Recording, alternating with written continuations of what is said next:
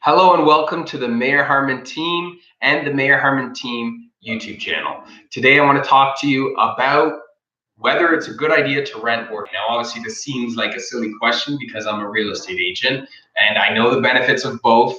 And certainly you may think that I'm biased in one or the other direction, but I want to touch base today on the pros and why this study that recently came out, the one that I'm making the video based off of, implies something that has been known for quite some time, but is even more relevant today. Because a lot of people will ask me about whether or not real estate is a good investment in today's marketplace. Likely because they're concerned. Obviously, in the news, it's a fad to talk about whether the real estate's going to bust or boom. Talking about what happened on the latter end of 2016, the first 2 quarters of 2017, and how crazy the market was, especially referring to the Greater Toronto area. But when you look at it in this respect, even if there was an equity increase, ownership is still a better investment, especially when you're referring to longer, mid to long-term range, which is more than 3+ years.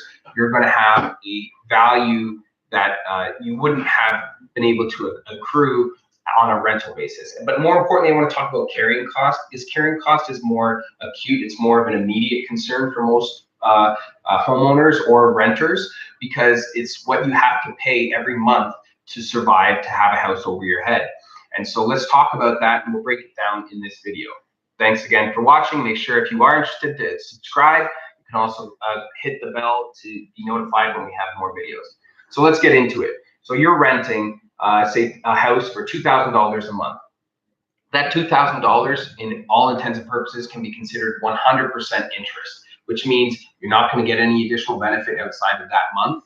And there's no equity left over for you to withdraw at the end of that month or the end of that lease. So that $2,000 after given to the landlord is completely gone, right? But now let's compare it to owning a house. So how is owning a house going to be more affordable than the $2,000 a month you spend for rent?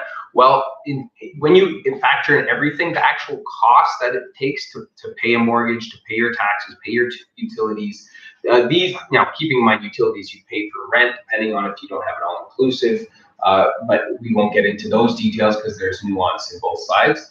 But when it comes to ownership, you do have the taxes as well, and then the maintenance and upkeep of the property. But what you don't understand is that overall cost might be $600, $700 more expensive than what you would have as a rental, because you don't have to do the upkeep and you don't have to pay property taxes. It's all assumed in your rent. But what you don't understand is that when you're paying a mortgage, you're not just paying interest on that debt, you're also paying down the debt. So that $2,700 example versus the $2,000 example, it's not apples to apples as far as your carrying cost, your monthly expenses, in the sense that the owner is actually having a portion of their mortgage paying down the debt. So for instance, if $700 was the costs that cannot be accrued, and $1,000 of that $2,700 was going towards interest on the mortgage, well, $1,000 is left that would be going to pay down the mortgage principal, which means paying down the overall mortgage, which means that over a year's term, you will have increased your equity by $12,000. So when you incorporate that, the carrying cost of renting versus owning is actually cheaper to own when it comes to your overall net worth, because you're only paying, in this example, $1,700 a month versus $2,000 a month in what we would assume to be the costs of ownership. That would be compared to the cost of renting, the money that you would not get back. And so that's what this specific article and study is addressing, is the fact that regardless of whether or not the market increases, decreases, or remains stagnant, if you own real estate, your net worth will grow faster than if you rent real estate. And certainly there's a lot of people who would attest that you can do stocks, bonds, other forms of investments that are more easily liquidated. Yes, but the rates of return and the risk associated with it is much higher than what you would have in a residential home that you live in yourself. Plus, the tax incentives given by the Canadian government to homeowners far exceeds the benefits you can have when you invest in other avenues. When we start talking about rental properties, there's a lot more to the equation, and certainly if you have questions on that, let me know. I can make another video, or I can address your comments privately and questions. But the other thing I want to touch on is the concept of the security associated with renting versus owning versus renting.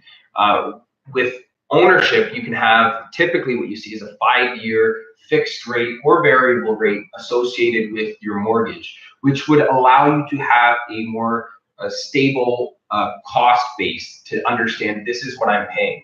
Whereas renting, you can actually have a landlord that increases your rental amount by inflation every year. So usually that's between 2 to 4% of your total rental rate. So if it's 2,000, that could mean the difference of another $80 a month for every preceding year, depending on obviously how high the inflation rate is, and that would have and the landlord tenant board, at least in Ontario, would definitely have a say, and you can visit their website if you have more questions and or concerns about a current rental situation.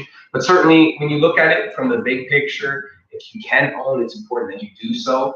The opposite flip side of the coin and the pro side to renting is that if you're have a more transient lifestyle with respect to the fact that you might move a lot more for your job, you might move a lot more for your lifestyle, and the reality is you're not going to stay in the same place for longer than 2 years or 3 years, then it may be in your best interest not to own real estate, because in that situation, the transaction cost of owning the real estate may eclipse the value and the debt paid down in principal, because it can be quite costly. So typically when you're looking at ownership, I highly recommend that before you jump into it, you get an idea of how long you predict yourself living in that location, because if you're living there less than 2 years, realistically the market value appreciation, the debt paid down may not exceed the cost of selling the real estate. Typically, if you're in there from 3 to 5 years, you should be able to benefit from ownership